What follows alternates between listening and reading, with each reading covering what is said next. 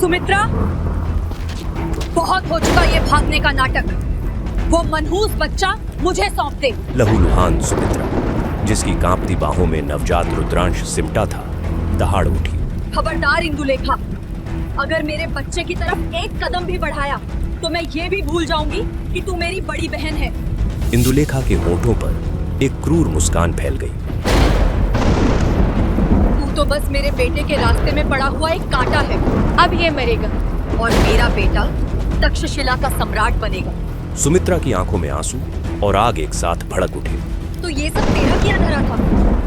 सत्ता के लिए तूने एक मासूम की बलि चढ़ाने की सोची? तू माँ कहलाने के लायक नहीं है। इंदुलेखा का चेहरा क्रोध से तमतमा उठा। उसकी आवाज अंधेरी शक्तियों की तरह गूंज उठी। सिपाही, इस औरत का सिर काट दो और बच्चे को मेरे पास लाओ। चारों ओर से घिर चुकी सुमित्रा ने आसमान की ओर देखा। उसकी आवाज कांपने नहीं, उसका संकल्प कांपने नहीं देता। आज मैं अपने लहू से इसकी किस्मत लिखूंगी। उसने कमर से वह नीला जादुई पत्थर निकाला और मुट्ठी में भींच लिया।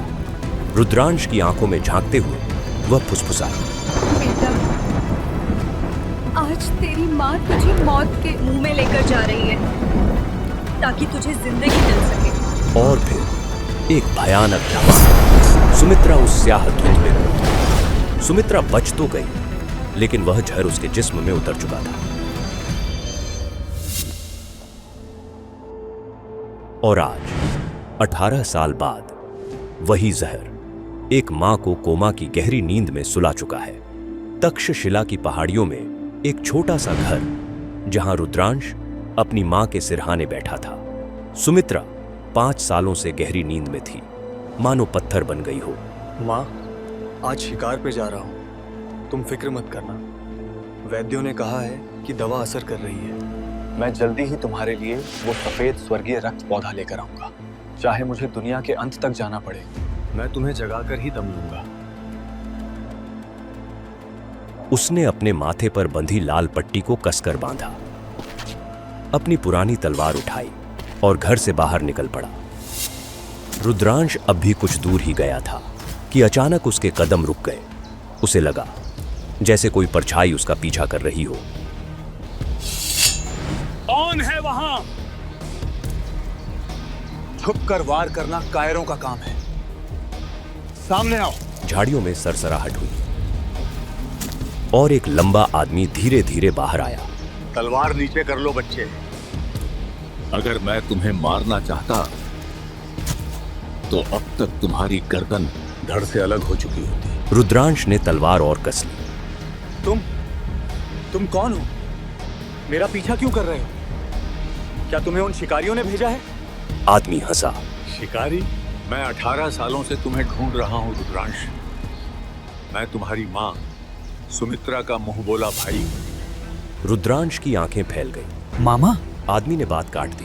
देखो रुद्रांश, हमारे पास समय बहुत कम है। जो लाल पट्टी तुमने माथे पर बांधी है, उसके नीचे एक ऐसा राज दफन है जिसे तुम्हारी माँ तुम्हारे 16वें जन्मदिन पर बताने वाली थी। अब वो राज सिर्फ वही बता सकती है। रुद्रांश बेताबी से आगे बढ़ा। तो मुझे बताओ, मैं उन्हें कैसे जगाऊं? वैद्य की दवा काम नहीं कर रही। साधारण दवा काम नहीं करेगी। उसे बचाने के लिए तुम्हें सफेद स्वर्गीय रक्त पौधा लाना होगा और उसे पाने के लिए तुम्हें अपनी ताकत बढ़ानी होगी। तुम अभी बहुत कमजोर हो। रुद्रांश ने सिर झुका लिया। मैं जानता हूँ, मैं कोशिश करता हूँ, पर मेरी शक्तियाँ बढ़ती ही नहीं। मैं वहीं का वहीं अटका हूँ। आदमी की आवाज रहस्यमयी हो गई। तुम अटके नहीं हो रुद्रांश, तुम सो रहे हो। जिस दिन तुम जागोगे ये दुनिया कांप जाएगी। जाओ, आज का शिकार तुम्हारे इम्तिहान की शुरुआत है। और याद रखना, आज के बाद किसी पर भरोसा मत करना, किसी पर भी नहीं। इतना कहकर वह आदमी कोहरे में घुल गया, जैसे वह कभी वहां था ही नहीं।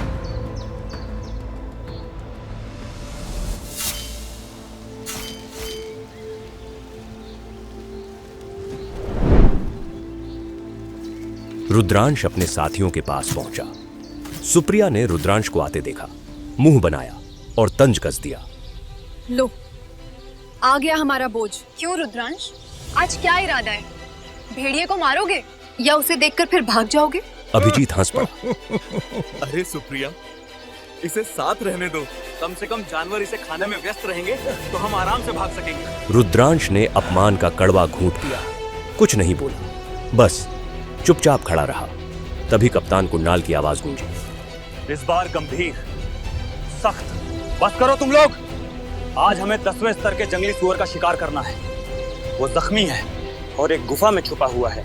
चलो, इससे पहले कि कोई और उसे मार दे। लाल उन्हें उस गुफा की ओर खींच ले गया। वे दौड़े उस सुअर के पीछे पीछे, उस अंधेरी, सांस रोक देने वाली गुफा के अंदर। और जैसे ही आखिरी कदम भीतर पड़ा, पीछे का रास्ता हमेशा के लिए बंद हो गया। वे शिकार करने आए थे, पर अब वे खुद शिकार बन चुके थे। मेरा दम घुट रहा है। यहाँ कोई है? मुझे अजीब सी आवाजें सुनाई दे रही हैं। मैं वापस जा रहा हूँ। मुझे यहाँ नहीं रहना। वह पलटा ही था कि हवा में एक तेज सन्न की आवाज गूंजी। एक अदृश्य शक्ति ने उसे हवा में ही दबोच लिया। एक दर्दनाक चीख, और पलक झपकते ही उसका शरीर टुकड़ों में बिखरकर जमीन पर गिर पड़ा। अभी तो खेल शुरू हुआ है। मुझे तुम सबकी जान चाहिए, एक एक करके। कप्तान कुणाल ने कांपते हाथों से तलवार निकाली और ललकारा। कौन हो तुम? सामने आओ।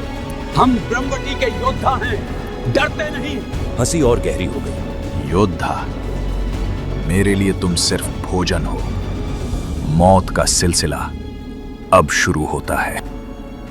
उसी आवाज के साथ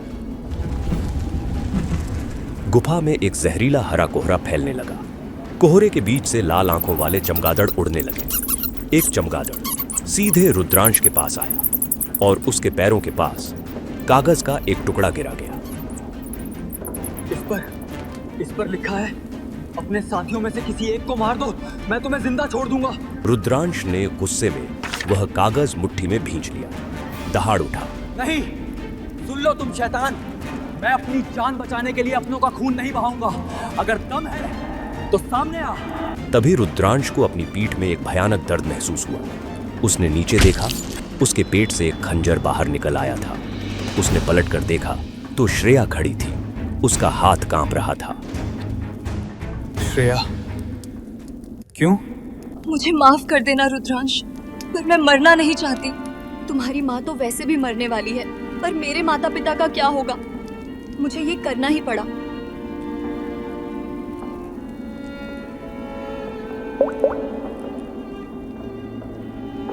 अलविदा दोस्त, दुनिया ऐसी ही बेरहम है। रुद्रांश खून की उल्टियां करते हुए वहीं गिर पड़ा। उसकी आंखों के सामने उसकी मां का चेहरा घूमने लगा। मां, मैंने हार मान ली। उसने अपनी आखिरी सांस ली और उसकी आंखें बंद हो गई। अचानक एक सफेद रोशनी चमकी। रुद्रांश की आंखें खुली। उसने खुद को बादलों के ऊपर एक महल में पाया। सामने एक विशाल चांदी का सिंहासन था।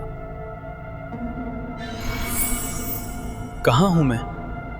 क्या मैं स्वर्ग आ गया हूं? और तुम कौन हो? सिंहासन पर बैठे व्यक्ति ने ठाका लगाया। उसकी आवाज बादलों की तरह गूंजी। स्वर्ग? नहीं लड़के, तुम अभी मेरी दुनिया में हो। मैं हूं जीतू चंद्रा, और इस वक्त तुम मेरे कैदी हो। रुद्रांश ने गुस्से में कहा। मुझे यहां से जाने दो, मेरी मां मेरा इंतजार कर रही होगी। जीतू चंद्रा सिंहासन से उठा और उड़ते हुए उसके पास आया। तुम्हारी मां अब तुम्हें कभी नहीं देख पाएगी। मुझे तुम्हारे इस दिव्य शरीर की तलाश 1000 सालों से थी। अब मैं तुम्हारी आत्मा चूस लूंगा और तुम्हारे जिस्म को अपनी नई पोशाक बनाऊंगा।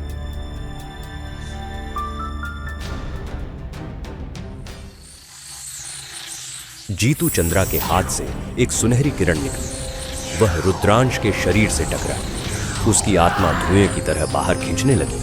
वह दर्द से तड़प उठा। क्या रुद्रांश इस मौत के फंदे से बच पाएगा? क्या उसकी मां का राज हमेशा के लिए दफन हो जाएगा। आगे की कहानी जानने के लिए देखें अगला एपिसोड सिर्फ पॉकेट एफएम के यूट्यूब चैनल पर। और Rudra rise of the supreme योद्धा के सारे एपिसोड्स को सुनने के लिए डिस्क्रिप्शन में दी लिंक से डाउनलोड करें पॉकेट एफएम ऐप।